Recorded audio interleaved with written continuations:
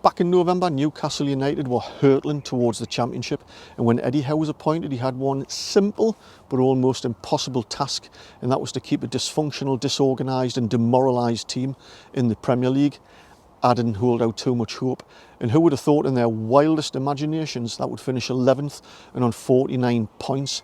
I think the Premier League should thank Newcastle United for giving them a 4.5-month head start, because based on the form of the second half of the season, I think we could have finished in a Champions League spot. But what happens now going forward? What sort of transfer window are we going to have? How much money are we going to spend? And what sort of players are we going to buy?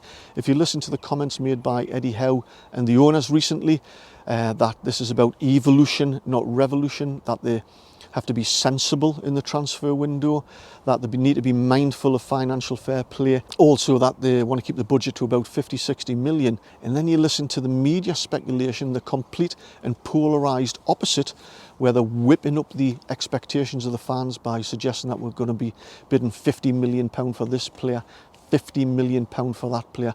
None of it kind of marries up. And I'm not one to create videos which are scavenging off the scraps of media clickbait speculation. In this video, I'm going to try and put a balanced view on what I think is going to happen, my interpretation based on what the owners and Eddie Howe have said, and married up with what Keith Downey said to me in an interview last Sunday. And I'm going to give you my opinion on what I think is going to happen in the summer and what next season is going to look like. It's coming up.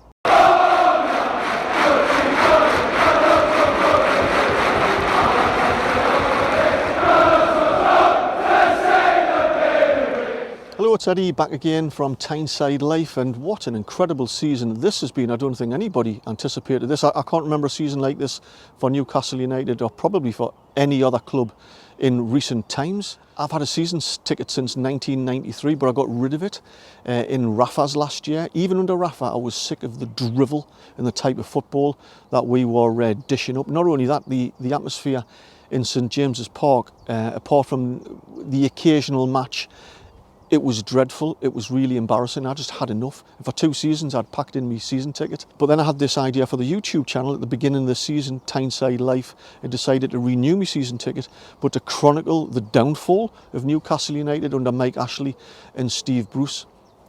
Then the takeover happened, and the rest is history. So while we're on about that, I did a video about Steve Bruce back in August. I didn't like the treatment he was getting. I don't like bullies, I don't like bullying, and I'm not a fan of Steve Bruce. I think he was on a hiding to nothing. I think he was a bit naive coming to the club after his spell at Sunderland, and if I didn't know better, I'd say that Mike Ashley brought him in out of spite towards the fans. None of it made sense. In my opinion, he's not good enough as a Premier League manager. At best, I'd say he's a half-decent Championship manager. So for me, he was on a hiding to nothing. And he's made some comments recently in the media, and I don't know why supporters are getting so angry and frustrated about it. Who cares? But it's an interesting observation about the comments that he's made, suggesting that if he'd been given the same sort of money that Eddie Howe was given, he would have had similar success. I think he's completely missed what's been going on. You know, since Eddie Howe has come in, he's raised the tide and raised all the ships within Newcastle United's team. We've had below average players now becoming good players. And for example, you look at the likes of Joe Linton. He was a poor player. He's now bordering on being a world-class player. Eddie Howe's changed the whole ethos of the football team. He's got an extra 20% out of everybody who have become much better footballers. Steve Bruce, you could give him 500 million, he would never have been able to do that. So I think that was a bit naive of Steve Bruce to make comments like that. He's not taking into account the impact that Eddie Howe has had on the fitness of the team, the morale of the team, the structure, the organisation, and just becoming better technical footballers. So going forward into this summer transfer window and the type of season that they're going to be preparing for next season, I think a lot of fans forget the reason why we're appointing Dan Ashworth, who is coming from Brighton, and when that's going to be, I don't know.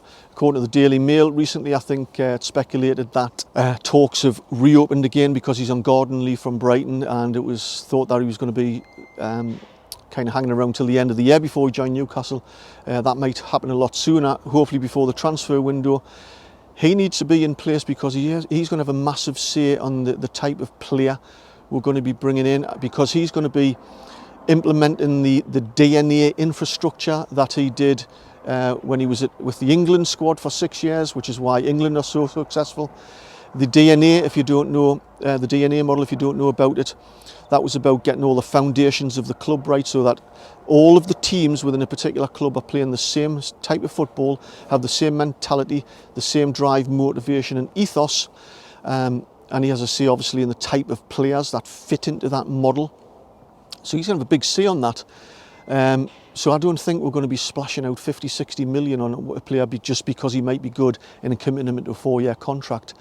I mean, that might happen, but it seems unlikely because, well, what's Dan Ashworth for if they're just going to do that before his appointment?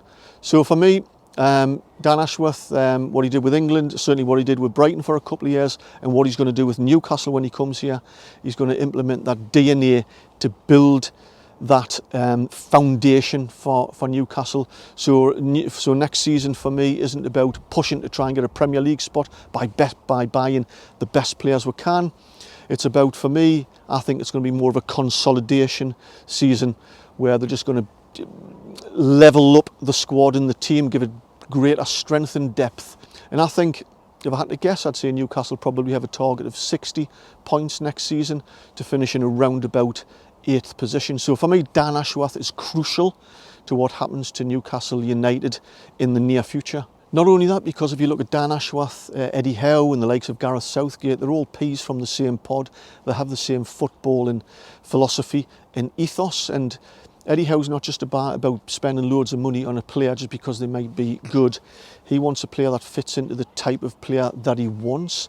Somebody who's a grafter, a hard worker, technically gifted, but also a leader as well, and just have the right mentality, who's a team player, not somebody who's all about themselves. So what does leveling up the team mean? To me, how many players are we going to acquire this summer window? I don't know. I've had to guess anywhere between 4 and 6. We certainly need a permanent left back. For me, we should be snapping up Matt Targett.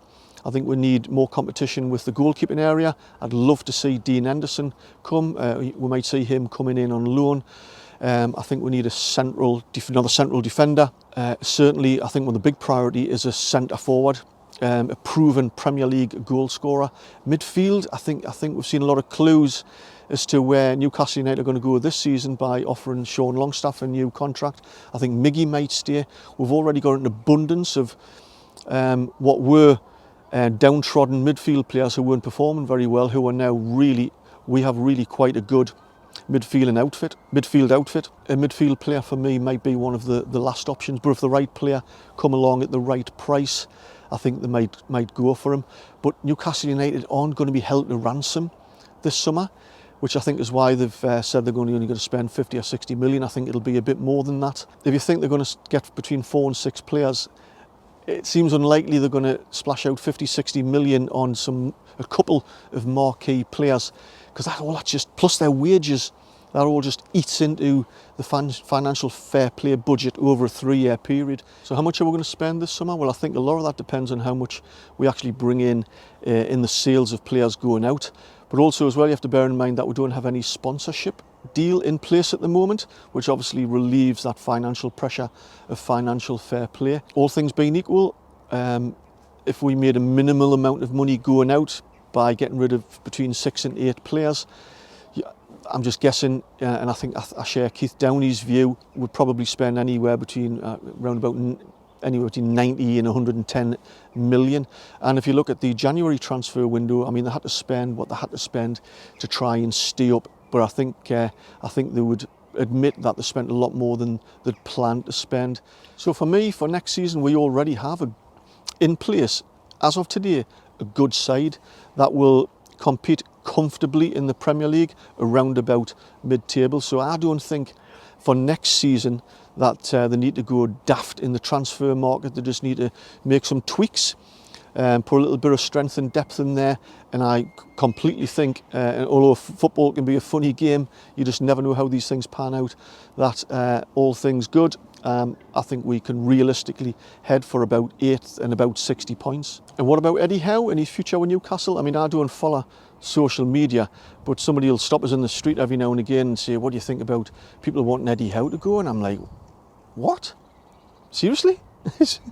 The guy's a genius, you know, and unless there's some sort of catastrophic start to the next season, he's going to be here for at least 2 years, and preferably I think he'll get an extension to his contract for 4 years. In fact, I'd go a stage further, and that I'd anticipate that on his current trajectory of his achievements as a manager, I think he'd be replacing Gareth Southgate as the next England manager. In summary, I think we'll probably bring in 4 to 6 players by spending as little as possible to level up the general strength of the team. And I think he's going to continue to work with what I think is a really talented crop of midfielders and make them even better. So there you go, it's been mission accomplished for survival season, and for me, in my opinion, we're transitioning into a consolidation season. Personally, I think the owners are going to be really quite shrewd in the transfer market, but we can look forward to, I think, an even better season next season. And beyond that, once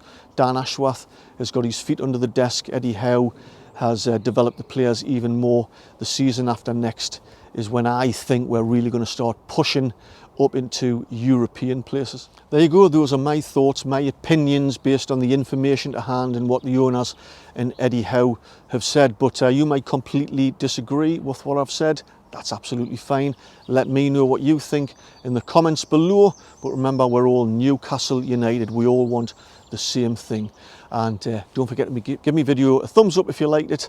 And until next time, catch you later.